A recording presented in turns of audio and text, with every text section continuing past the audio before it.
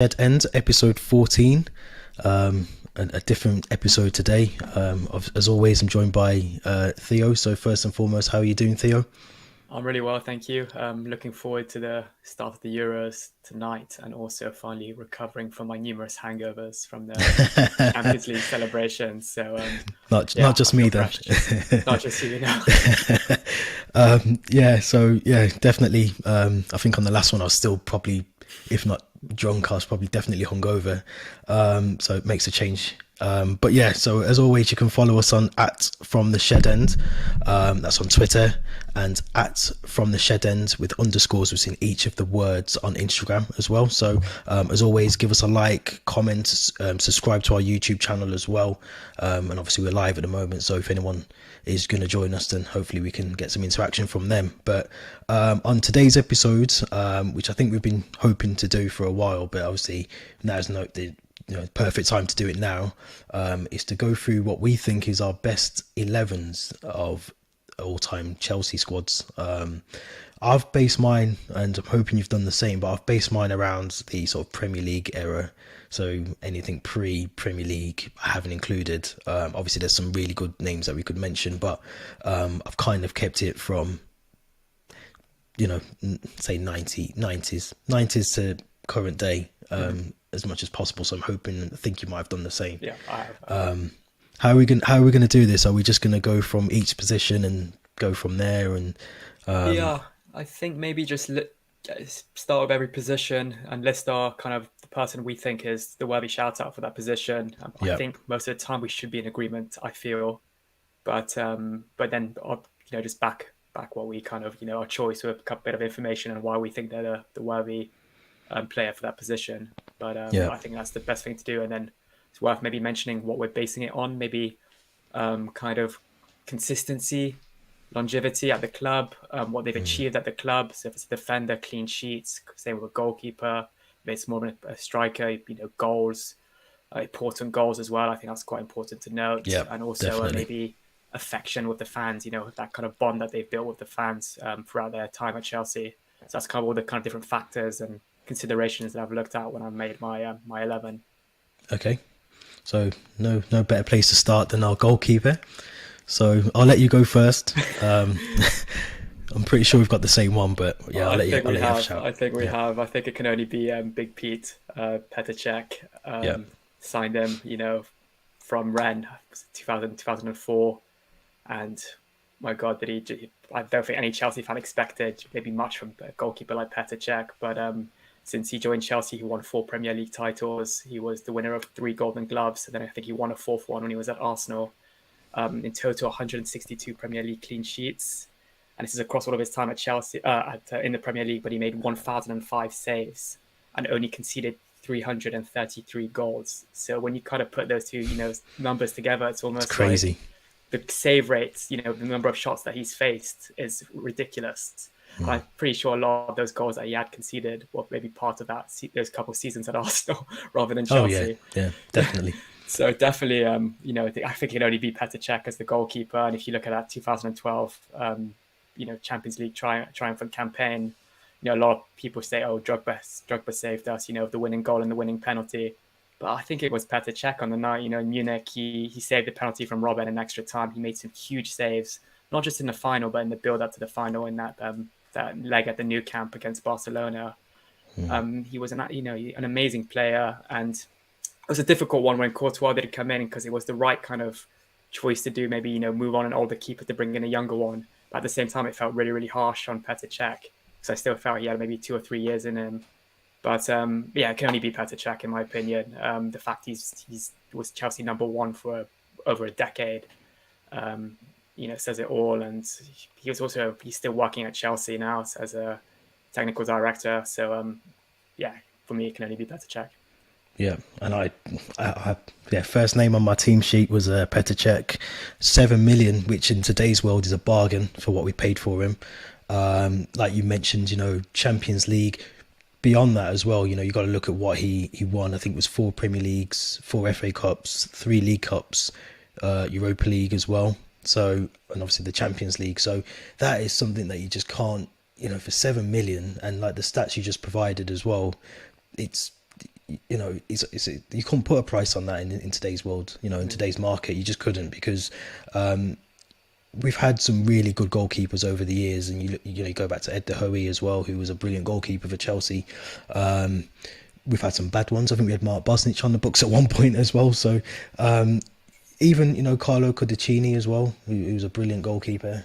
He would have probably been there as well. But I think you can't overlook Petr Cech. He's just, you know, even before his injury that he sustained at Reading, you know, he was probably, it still is, you know, even afterwards he was world class. But there was that slight change, I think, after he had the injury, maybe for half the, you know, the remainder of that season when he came back, which slightly changed him, and I think it would change anyone. But he still showed the class that he had in terms of the technical abilities. You know, just being able to be one of the best shot stoppers in the Premier League, if not the world as well. Definitely, yeah. I mean, I've been to Stamford Bridge many times, and there's some just Petr Cech saves that just stand out to me. It's actually not a Stamford Bridge one, but it was at Wembley in the 2012 FA Cup final, when Andy Carroll had a point blank header, and somehow it just bounced off the crossbar, I think, or Petr Cech pushed it onto the crossbar. But just when you watch the replay, and I think Carroll ran off celebrating because he thought it'd gone in. He'd gone in, yeah. But Cech somehow, you know, the technology shows it and the replay show it, that he kind of clawed it off the line. And just saves like that, you know, not a lot of goalkeepers are able to make them. And on my five-a-side team, I play a goalkeeper, so I really appreciate, you know, what it is to be a good goalkeeper and what it takes to be a good goalkeeper. And Petr Cech is, you know, just one of those keepers that, you know, we'll look back on in many years to come and think what a keeper he was, and what a, you know, how he saved us in such crucial games as well. So, yeah, an amazing player. Yeah, and like you mentioned, he's still there as part of the he's technical director, isn't he? So it's good to obviously see him back, and he was definitely still vocal, I think, during the European Super League, that game at Stamford Bridge. I think I vaguely remember he got out off the team bus and was pleading with the fans. So he's definitely, you know, yeah, you know, he's a Chelsea through and through, isn't he? Number one on both our team sheets. So let's move to right back, which I'm hoping you've gone for sort of like a 4-3-3 or some sort of formation like that. Yeah. Yeah. 4-2-3-1. I've gone. Yeah. Okay, so let's go for right back. Who's your shout? I've actually gone for Cesar Azpilicueta. It would have been maybe different had he not been captain for us in the Champions League, you know, campaign that's just gone by. But I think the fact he's captained us to a Champions League triumph is worthy enough for me to be in the best 11 for Chelsea. And similarly to Cech, he arrived at Chelsea in 2012, I think, for 7 million as well, from Marseille. Absolute steal at the time. I don't think we expected much from him. And since then, he's kind of cemented himself as a regular at Chelsea. Mourinho once said, you know, give me a team of 11 Azpilicuetas and I'll win you the Champions League. And, you know, it goes to show that he's every manager's dream to coach. And he's very versatile as well, which is great, you know, as what you want in a defender. Mourinho used to play him as a left back, I think, when Ashley Cole was coming towards the end of his career. He's often played at right back, a lot of other managers. And in the Conte and the Tuchel system, you know, he's played in that back three. So a great player, and again, a really good role model on and off the pitch. I feel he's been great to a lot of the young players coming into the team, the likes of Gilmore, Mount, Abraham, all these young players. To have Azpi as a captain, you know, says a lot. And I'm not going to lie, first time I saw him, you know, with the captain armband, there was, you know, players like Cahill and Terry who kind of really understood the club, even Lampard. I was a bit apprehensive, but since then, you know, I think he's really showed what Chelsea means to him as a player. And I think, you know, it'd be a bit sad not to have him in a Chelsea 11, because I think he represents what Chelsea is right now, and he's the captain. He captained us to glory in Porto. But that being said, I think the player that you might mention is still in my team, but as a centre-back. So I'll let you say maybe. Okay. Yeah. Okay. So I went for Branislav Ivanovic at right back. Very similar to Cech. I think he arrived in 2008 from Lokomotiv Moscow. 10 million, I think it was. Yeah. So I thought very similar to Cech. You know, I think he's won pretty much everything possible in English football and European. I think he won a Europa League and a Champions League with us. So 377 appearances, I think, thereabouts. Got that number down as well. Yeah. So it's he was amazing for us, and I think what swayed it for me was that although he he sort of ended his career, and you could see the decline coming with Ivanovic during the end of his career. But he gave so much before that. He was so versatile. You know, he was a brilliant defender, but he also got forward as well. You know, he scored crucial goals for us as well. There was a couple of goals where you just didn't expect it from Ivanovic, but he'd always just pop up from somewhere and he'd score brilliant goals. I think that the Europa League final against Benfica, he was brilliant then as well. So there's so many different qualities that he had, and like you mentioned, you know, you could play centre back as well, which Azpilicueta, playing left or right could do that. But Ivanovic was just, for me, it was him or Albert Ferreira. I was thinking about Ferreira as well. He was one of the other ones that I was going to mention, which I will do. You know, now he's an honourable shout out. But for me, we got him for a bargain, like you said, 10 million. In today's market, he'd probably go for 100 times that, because he was that good of a player. And I'm pretty sure, I don't think West Brom have released him just yet, but he's still playing football now, which shows he's still got the competitiveness to play in the Premier League as well. Yeah, I'll quickly touch on Ivanovic because I've got him as one of my two centre backs because I really wanted to squeeze both Ivanovic and Azpilicueta into my team. But as you mentioned, absolute bargain for 10 million from Lokomotiv Moscow. I think he had a bit of a slow start, but then he kicked things off with those two headers, I think, against Liverpool at Anfield. Yeah. Every time they'd announce his name at Stamford Bridge, it'd always be 2-goal Branislav Ivanovic, and the fans would go crazy. But he did pop up some really, really vital goals. You mentioned the header against Benfica that won us the Europa League in the last minute. The winner against Napoli and this round of 16 at Stamford Bridge, which still for me is one of my favourite ever goals that I've seen at Stamford Bridge. Yeah. And also I think that really, really kind of endurant game against Liverpool in the League Cup a couple of years ago, I think 4 or 5 years ago, when he scored the header in extra time. Yeah. You've got to remember, I think he was approaching his early 30s, but he still had that energy to, pop up in the penalty box with a header like that. So an amazing player. And as you said, he's very versatile, could play right back, centre back. And I think, if he was still playing, in his mid-20s with the level he was before, he'd easily go for a 70 mil, I think. Oh, yeah. Easy. When you look at, what Ruben Dias has gone for, and similar type of player. So really, really underrated at the time, but great player, and it'd be foolish again not to have him in your best 11.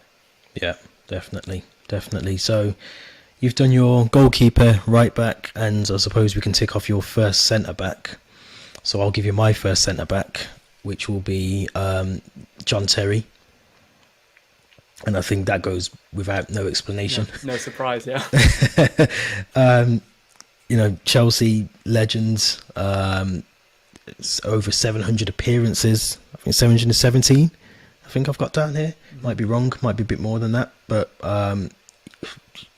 I've got nothing to say, really. There's nothing I can say about him. He's one of the best, if not the best, centre-back defender in the Premier League to this date. Still holds the records for the most goals as a defender.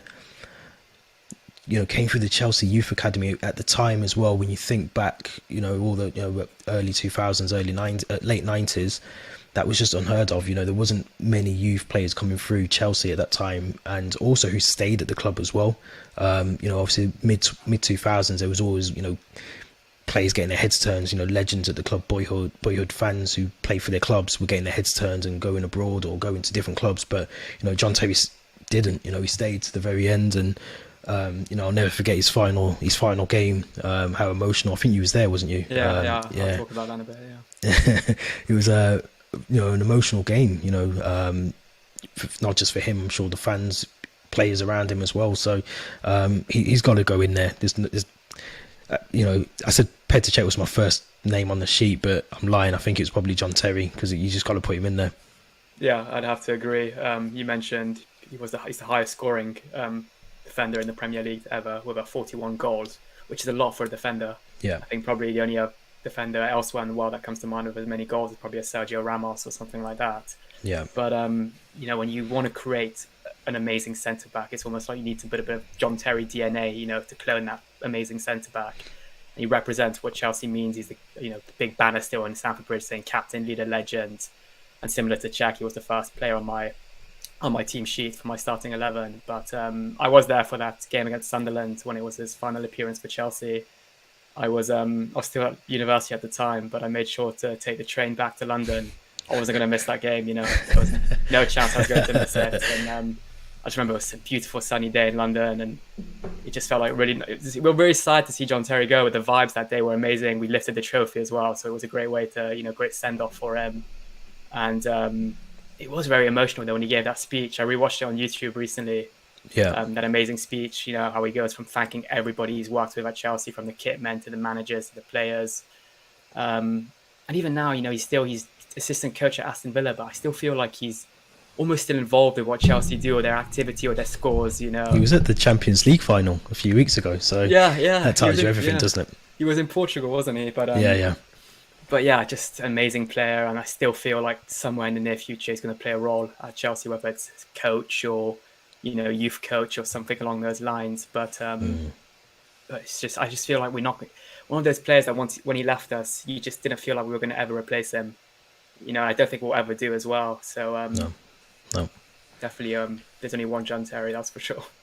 Yeah, no, I agree with you. I think we done our best in trying to get Gary Cahill to be that substitute in terms of what John Terry was giving us, and he done well. Gary Cahill had done really well, but you just can't replace talent and world class ability as good as John Terry. Another moment that sticks out in my mind is I think it was the final against Arsenal, and he's almost swallowed his tongue, I think, and he gets rushed off to hospital.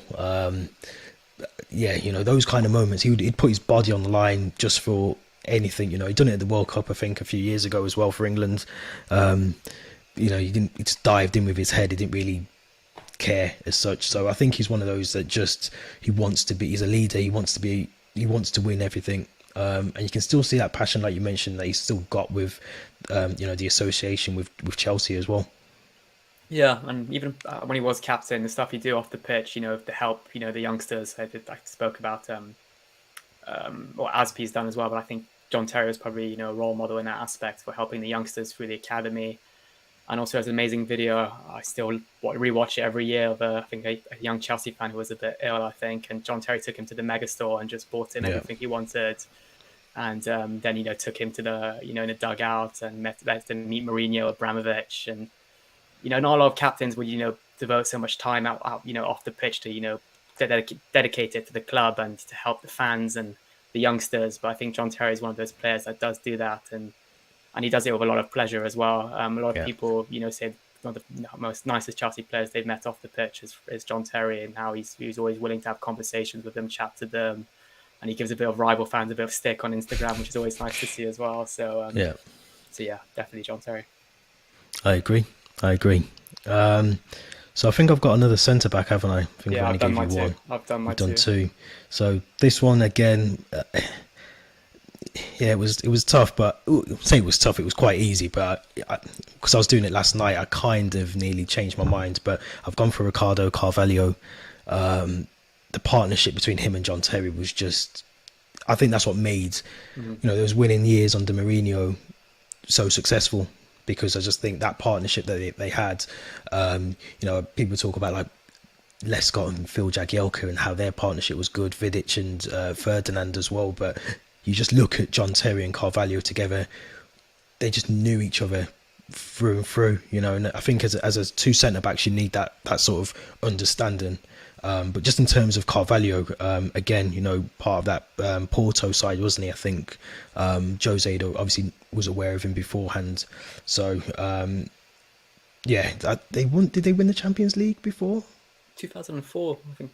Yeah, they did, didn't they? So I think they'd won the Champions League. Yeah.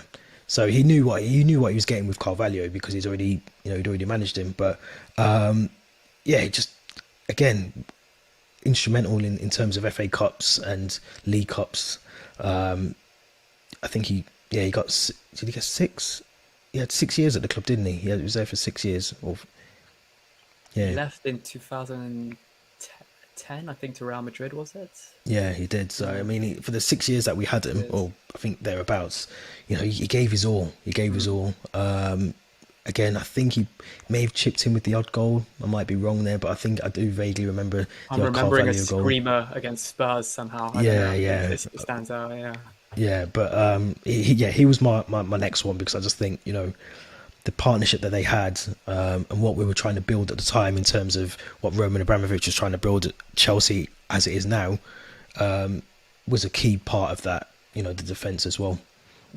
Yeah, I've got Carvalho on my bench actually. It was a really tough one between Ivanovic and Carvalho, whether I play Ivanovic right back and Carvalho as a centre back or Ivanovic as a centre back. But I've got him on my bench, and for me, it was just that partnership, as you mentioned, with John Terry that made him, really stand out.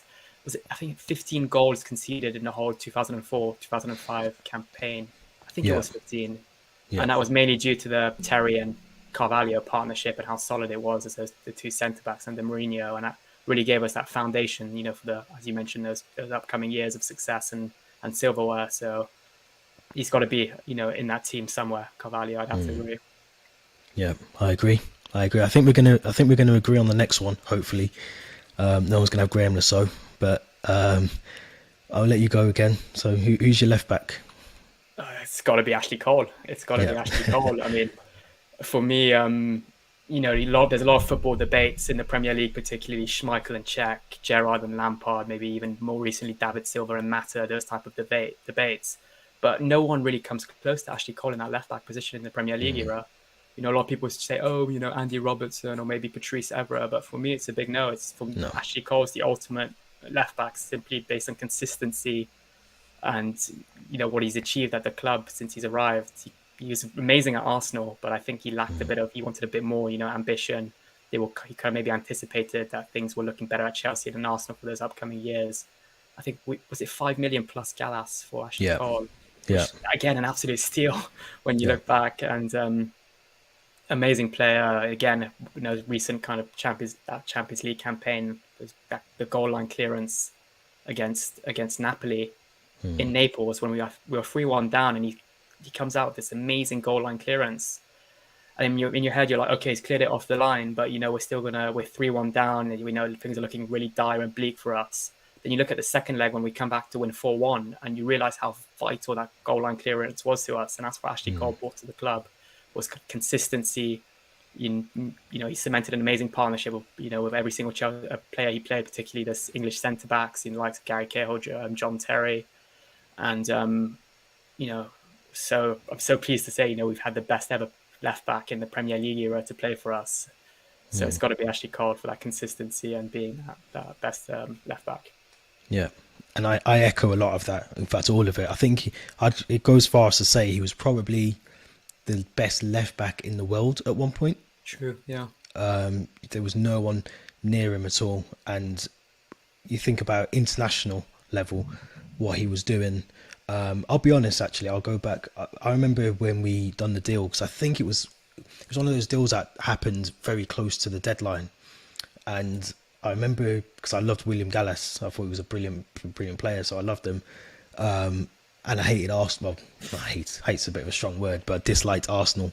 And I just thought we were getting the bad end of the stick. I remember thinking, this isn't going to work. I just don't know why I wasn't very keen on maybe because he's from Arsenal, but when you look back, 5 million plus William Gallas for probably arguably the best left back we were ever going to see in our time. You can't make things like that up. And he won everything domestically and in Europe as well. Very similar to a few of the others I think that I've mentioned so far.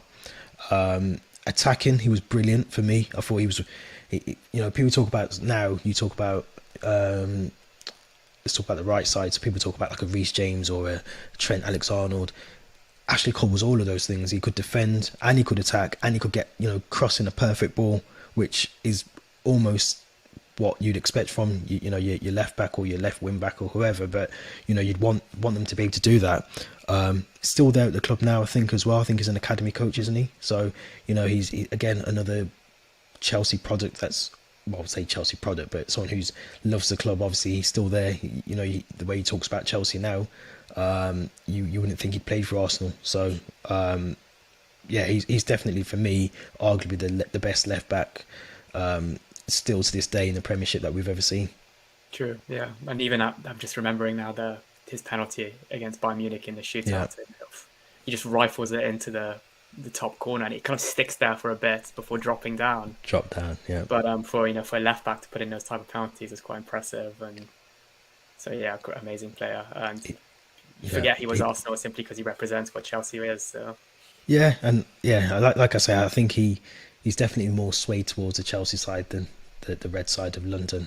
Talking about penalties, though, you just reminded me. He missed I think it was the FA Cup against Everton at Goodison, and he missed a bad yeah. penalty.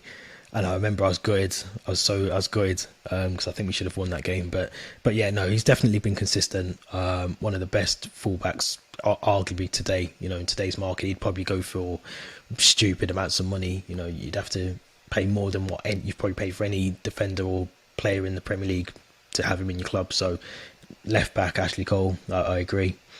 Okay, so let's move over to the midfield, which I think relatively should be very similar to what you've got. But I'm gonna, again, as always, I'm gonna throw it straight back over to you. So you've got, I think, a holding player. I think, have you that? I've got two holding players, meaning that Okay. that obvious player that I think we've both included is shifted more into a number 10 role. So Okay. I've gone for, simply because I think it'd be any football fan's dream to watch these two players play in the same team. I'll list both of them together, but I've gone for Claude Makelele and N'Golo Kante Yeah. in that same team. I mean, they're very similar in their abilities in a way, but Makelele, he's got a position named after him, you know, that number Yeah. 6 role, the Makelele position. He signed in from Real Madrid in 2003.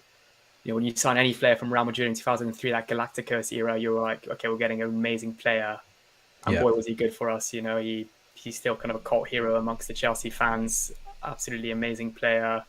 And I'm just remembering an interview he did with the France national team, I think before the 2002 World Cup, when they asked him, you know, how he asked all the French players, how do you feel about the prospect of playing Ronaldinho and Ronaldo when they were about to play Brazil? And all the French players would, you know, see him, you know, it's a big chance for us. You know, it's going to be quite nerve-wracking. They're amazing players, but we'll give it our all. Then they asked Claude Makelele, how do you feel about playing Brazil and the likes of Ronaldinho, Ronaldo? And translated to English from French, he says, I don't give a shit. You know, I'm just going to give it my all. And, you know, that just shows, you know, that his mentality and his charisma, and Yeah. amazing player. And N'Golo Kante, for me, maybe wouldn't have been in the squad had we not won the Champions League 2 weeks ago. But I think the fact he's put in all those amazing man of the match performances in that run up to the final, you know, the 2 Madrid legs, and in the man of the match in the final. And he does a lot of the dirty work. We talk about a lot about N'Golo Kante on this podcast, but he covers every blade of grass on the pitch. He recovers the ball, he wins it back, and we mentioned it in the previous episode. But I think if he has a very good Euros this summer, I think he's in line to win the Ballon d'Or. And to have a Chelsea player who's a potential Ballon d'Or winner is amazing. So it would be almost silly not to have him in my starting 11. And again, I think he was Player of the Year, PFA Player of the Year, maybe 2017 in Conte's first season. Yeah, it was. Yeah, I think so. So I think he won it at Leicester as well. He did, yeah, maybe 2 years in a row. He might, but Premier League winner of 2 different clubs, you know, as well. 2 years in a row is amazing. So, you know, a French connection of Makelele and Kante Be in that amazing holding to midfield, watch. it'd be amazing to watch. I don't think any midfielder or striker's getting past you. No, not at all. You know, we might as well not play a defense or a goalkeeper.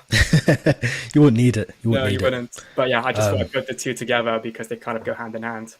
Yeah, do you know, I've got him on my bench, so I'm gonna.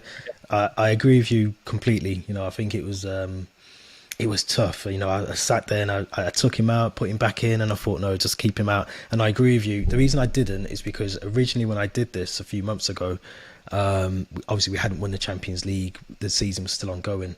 But I agree for the reasons as why you've put him in, because he's for this season as well. He's been, you know, first class, hasn't he? So I went for Claude Makelele, which again you've explained why. I think, you know, getting him from Real Madrid 2003, like you said, you know what you're going to get. You're not going to get a rusty Makelele. You're getting prime Makelele. So yeah, I've gone for Michael Essien as my next player.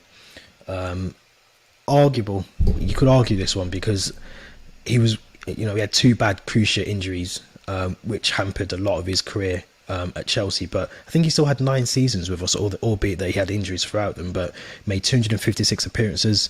You know, he won 2 Premier Leagues, 4 FA Cups, a Champions League.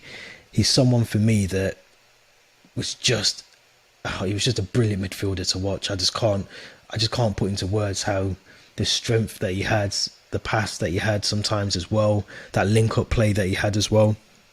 I think he was just hampered with injuries, and I think,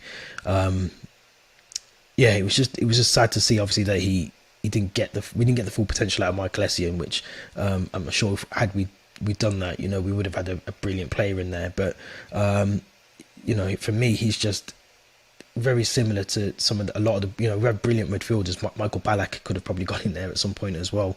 So it was hard to kind of narrow it down to just one. But for me, Michael Essien was just, he done so much based on the fact that he was quite. I mean, he was probably injured a lot of the time that he was playing as well. So for me, it was Makelele, Michael Essien in those roles. And he's not really a defensive midfielder. I wouldn't put him down as a defensive midfielder, but he could play there as well.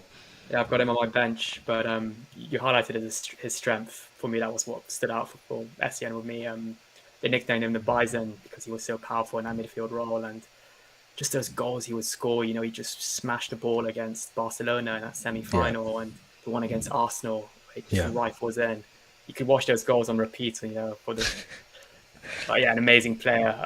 It was tough to put him on my bench because I did want to try to squeeze him in, but for me, it was just that Makelele-Kante partnership that I really wanted to see, which meant I put Essien on my bench. But yeah, if it wasn't for his injuries, I think he could have, been one of the world's best midfielders and possibly still be playing to this day, maybe in a smaller league, but hampered by injuries, which is a real shame. Yeah, because I think he was nominated for the Ballon d'Or, wasn't he, for 2007? I think he got nominated, and I think he got nominated for the African Player of the Year that same year, I think, 2007. So, but I'm sure it was Frederick Canute won that year. But I might be wrong. He missed the whole, I think, 2010, 2011 season with injury, I think. And then he came back the season after when he won the Champions League. And I think we loaned him to Real Madrid and he came back for half a season afterwards when Mourinho came back as manager. But it's a shame about his injury situation. But what a joy it was to watch him in his prime. Yeah, definitely. I'm sure there's no way we can have a midfielder out of our team. So surely we've got the same player down here. Yeah. It's got to be Super Frank. Yeah, I've got him on number 10, so just ahead of Makelele and Kante. But I was going to ask you reasons, but I still want to hear them. But I mean, same really as Czech Terry. First name on the team, maybe same with the striker that I'm going to talk about after. But 211 goals, our highest ever goal scorer with Chelsea. Yeah. Just for me, he was one of my idols growing up. I grew up watching the likes of Terry, Lampard, and that partnership they formed. And just amazing player, really good role model on and off the pitch. He lives right by my house in near Stamford Bridge, and occasionally I walk past him walking his dog. And he, similarly with Terry, just loves chatting to the fans. He's a bit shy in person, but an absolute gentleman, and he always stops and talks for pictures. And there's that even amazing picture after he got fired as Chelsea manager. A couple of days later, he was smiling with a fan taking a picture. And there's not many box-to-box midfielders I can think of nowadays, but for me, he was the ultimate one. Maybe it's a bit of being a bit biased, being a Chelsea fan, but for me, he's the greatest Premier League midfielder that's ever existed. Over Scholes, over Steven Gerrard. I don't know how people can compare Fernandes to him at the moment. Fernandes, don't get me wrong, he's a very good player, but I think he's still got a lot to do before reaching that level of Frank Lampard. And, when you think goal scorers with 211 goals for a club, you think the likes of Thierry Henry, the likes of these big strikers that, will get into those goal scoring positions. But Frank Lampard, you've got to remember, he's a midfielder. From midfield. To have 200 goals with a club as a midfielder is huge, and most of the time it'd be outside the box as well. So, his ability to kind of get into those positions, and I think that just some of those passes I saw him. I think this amazing pass with the outside of his boot to Drogba, the pass for Ramirez at the Nou Camp, is it's almost like any kid who wants to be a midfielder growing up should watch the likes of Frank Lampard to think to get that technique and ability, and really have that role model player to look up to. And just when he scored the goal that made sure he'd be the record goal scorer at Villa Park. For me, that's one of my favourite memories as a Chelsea fan, is seeing him on Petr Cech's shoulders at full time, celebrating in front of the Chelsea fans. and I think he was already on a yellow, and he wanted to take off his shirt when he'd scored, but he doesn't really know how to celebrate because he didn't want to piss things off. And yeah, it's like John Terry, Mr. Chelsea, and an absolute joy to watch him. And as we spoke about before, he'll come back in the future to have a role at Chelsea for sure. Yeah. Yeah, and I can't. I mean, I've got him down, but I didn't really write much for him because he's very much like Terry. There's not much I can say about someone that just from 2001 to the day that he retired as a player retired, but left to move on to other clubs from Chelsea. He's just been amazing. I was watching the Bolton game. I think it was that 2005, I think, Bolton, and just the game that game was just amazing.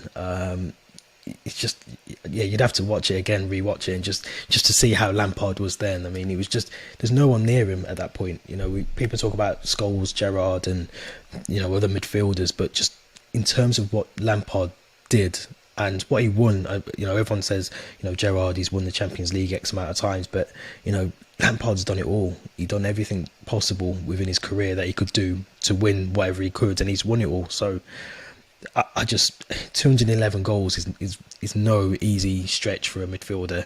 And like you said, we're not talking about an Alan Shearer or a Matt Le Tissier or a Thierry Henry. We're talking about a midfielder that should just be having assists and a couple of goals, maybe 150 goals at most. But to get 211 is just, you can't take that away from someone, and very much like Terry, through and through, Chelsea through and through, regardless of West Ham and his connection there. He's Chelsea through and through. Mm-hmm. Yeah, love him. I'm looking over my bedroom over there. I've got a poster of him, and I still got the 2000, my very first Chelsea kit. I got two. I think I got the Chelsea goalkeeper kit with Cudicini on the back at the time. Yeah. But the second one was the white away one, the Umbro away one. Yeah. With Frank Lampard 8 on the back, and since then he just became my idol, and I looked up to him. So amazing player. Yeah, and I agree with you. I think they should bring him back in some capacity, but what I also want them to do is to give the number 8 shirt to someone who's up to the job next season. So we'll see. But let's move to our forwards, because I think this is going to be interesting. How are you working this? Have you just got your front three, or have you got? Yeah, I've got two wingers and a striker. And then striker. Okay, so let's go for right wing. Who have we got? I've gone for Gianfranco Zola.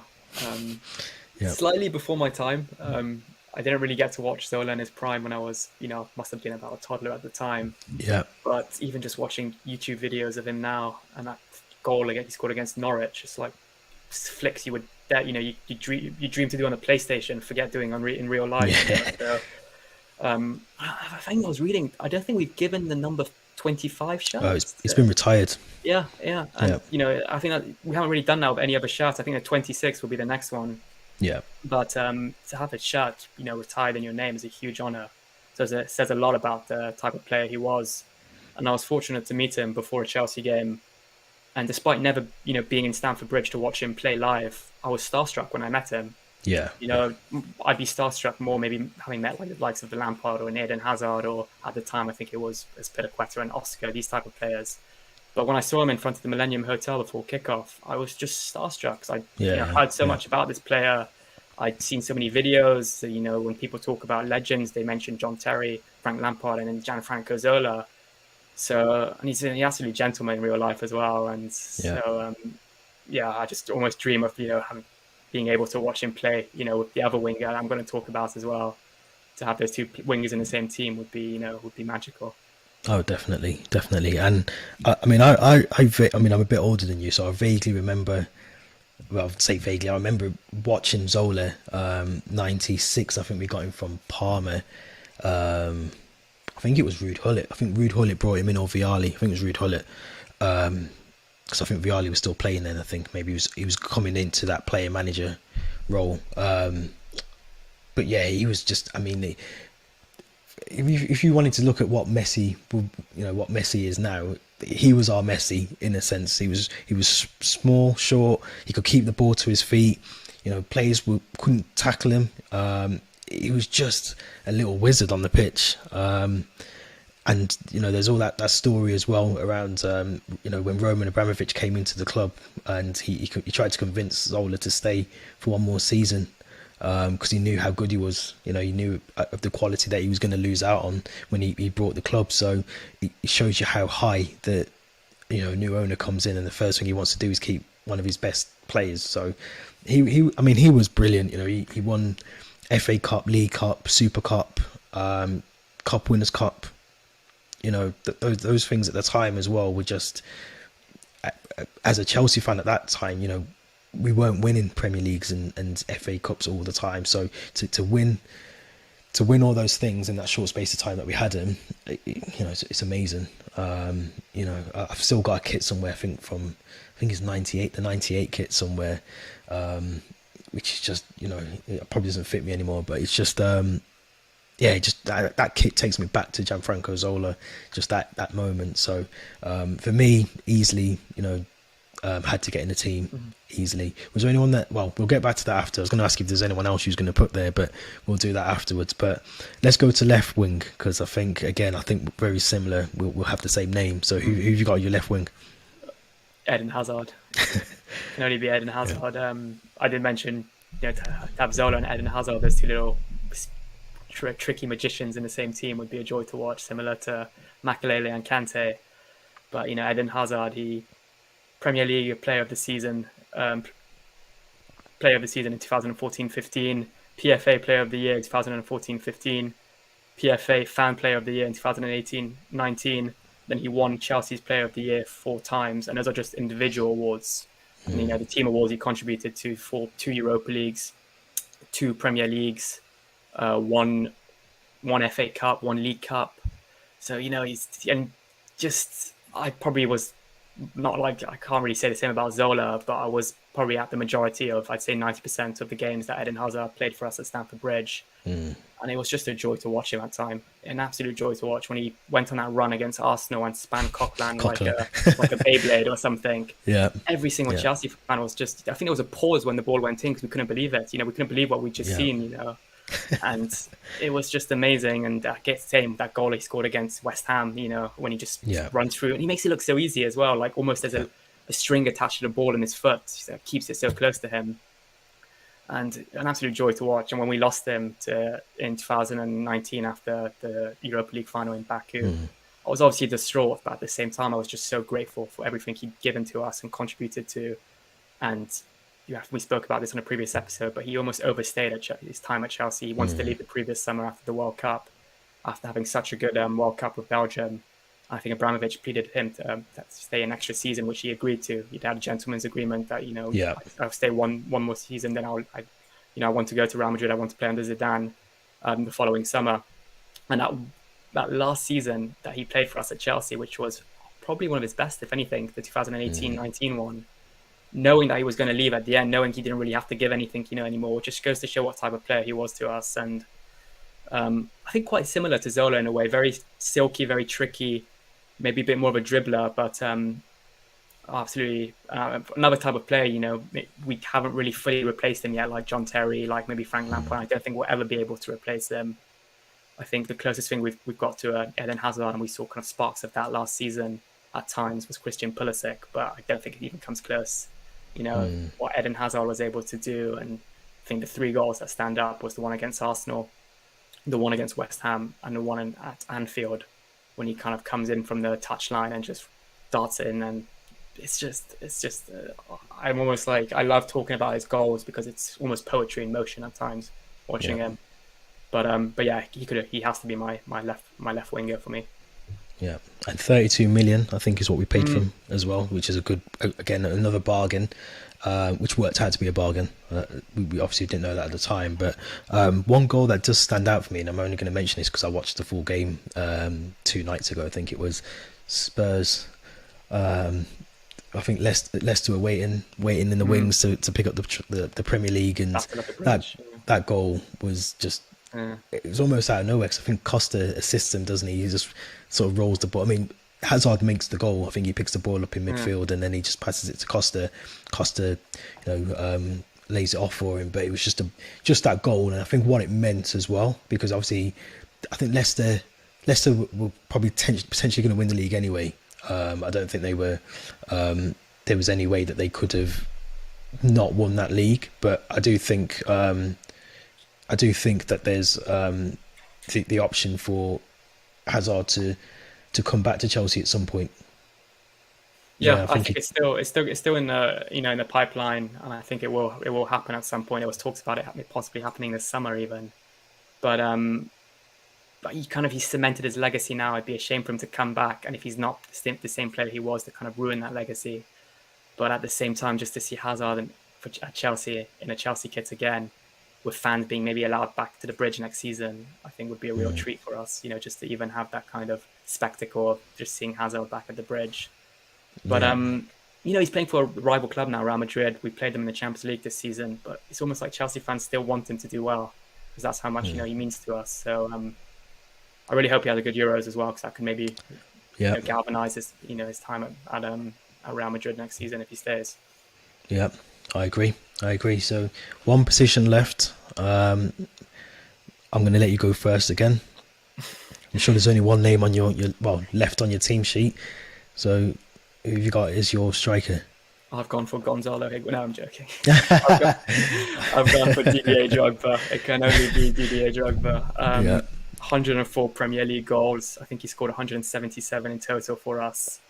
10 goals in cup finals, which is crazy, crazy amount. Yeah. I think 4 goals in total in FA Cup finals, and it was won 4 separate FA Cups, which we all won in the end. So I think when you think of, the big game player, you think of Didier Drogba. You think of a cup final, what the first name you'd want on your team is Didier Drogba's. And I think we would have never won the Champions League in 2012 if Didier Drogba was injured, or if he was, there was talks of him maybe leaving the previous summer even, because he was, getting a bit older.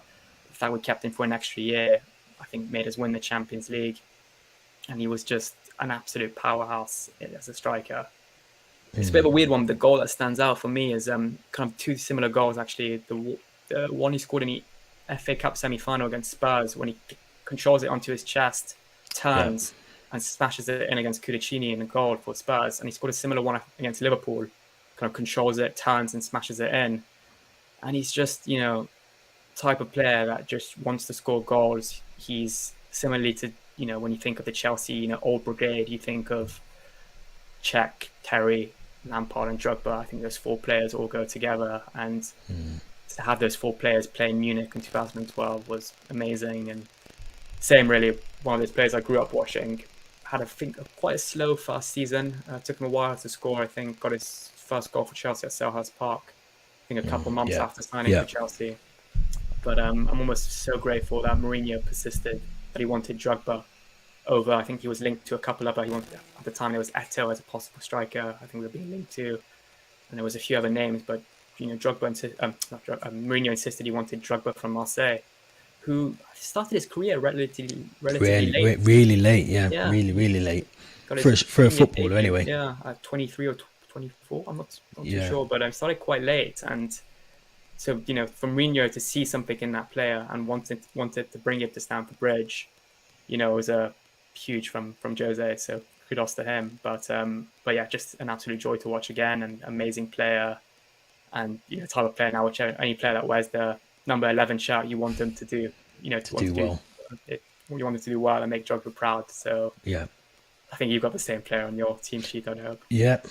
I couldn't look at past anyone else. I think the king of Stamford Bridge is what I think he's dubbed, isn't he? So I think we could be here all day talking about his goals. The 2 you mentioned definitely stand out for me.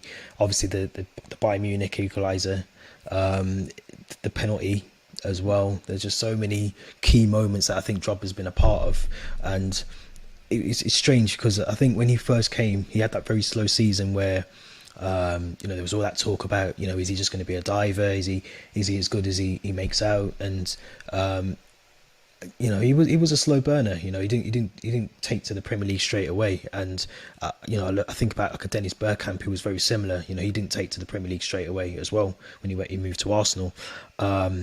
But yeah, I just don't think you can you can overlook someone who's done so much in not even just at Chelsea, but like you say, 23 as starting your football career to then go on to win as much as he did at Chelsea. It's amazing for me. I think he's again got to go down as probably one of the best strikers that we've had ever. You know, we've had some really good ones, we've had some really bad ones. But for me, Didier Drogba was just that's once he got that first season out of the way, you almost knew he was guaranteed a goal from Didier Drogba in most games. And you know, we've missed that. You know, we've missed that over the years. We've obviously had Diego Costa, who was very very good at doing that when he was at Chelsea, but we haven't had a prolific goal scorer who can, you know if he's got half a chance, he's going to take it. Yeah, I was about to say, we haven't really fully. Every time we talk about a striker, we say like, oh, he hasn't fully replaced Drogba yet. The one that has come close, but only stayed for 3 seasons, was Diego Costa. Yeah, and since then we really haven't filled Drogba's boots. I feel it hasn't really happened. No, and I think that's the key thing, that if you look at all the times that we've been successful, we've had a really good goalkeeper in Petr Cech, a really good goalkeeper in good defenders in Carvalho, John Terry, Frank Lampard midfield, and also Didier Drogba up front.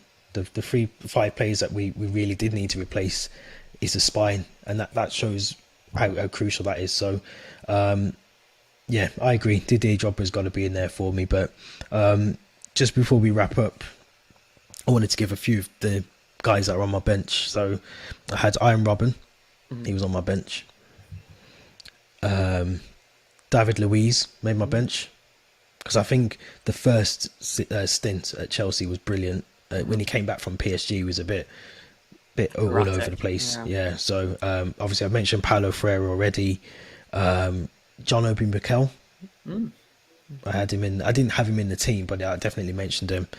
Obviously we mentioned Gary Cahill as well, William Gallas, and Cesar Azpilicueta as well for me. So they were on my, and Diego Costa as well. Yeah, I mean, I'll just point out that my team is managed by Jose Mourinho, 3-time Premier League winner for us, and you know, I think he kind of laid those foundations to have that winning mentality. But I went for a goalkeeper. I went for Thibaut Courtois. He helped us win 2 Premier Leagues and the Golden Glove in 2017. Yeah. You know, I know we still hold a bit of a grudge against him for the way he left, but we have to remember he was a very, very good goalkeeper for us. Oh, he was. He is. And then, and then for my outfield players, I've gone for Desailly, Ricardo Carvalho, Michael Essien. I have put Cesc Fabregas in there simply because he's one of my favorite players to watch, and not so much. He only stayed, I think, 3 or 4 seasons, but still a lot. But just some of those passes he put together, no player would be able to put that pass together, and that link-up play he had with Diego Costa was beautiful to watch. Yeah. And then the other 2, I've got Joe Cole and Diego Costa. Yeah, Joe Cole nearly made my team actually. He nearly made it over Eden Hazard. But it's tough. It's tough because you think about, what are we basing it on? Are we basing it on just how good they were as players, or what they achieved at the club as well? So my manager, just before we go, was Roberto Di Matteo. And the reason for that is what he did in the short space of time that he did. I think that was, for me, was brilliant. You can't take that away. I think Jose Mourinho, brilliant manager, had all the tools to do what he needed to do, but Roberto Di Matteo coming in kind of fresh, not knowing really what to do, a lot of egos in that team at the time as well. He done well. I'm not saying he's a brilliant, the best Chelsea manager. I just think for what he did, getting us to Champions League, which no one expected us to. He lost his best centre back, or arguably the best centre back in the Premier League at the time, in John Terry for the final. You can't make that up. Honestly, you couldn't. So he would have been my manager. That Jose and Roberto Di Matteo, but Jose had the money.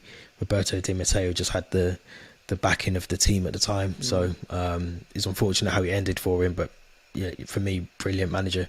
Agree. I spoke about, we wouldn't have won in Munich had we not had Drogba, but I think as well we wouldn't have won had we not had Di Matteo to bring that team together, particularly those experienced players who are kind of on the bench at times, and the Villas Boas at the start of the season.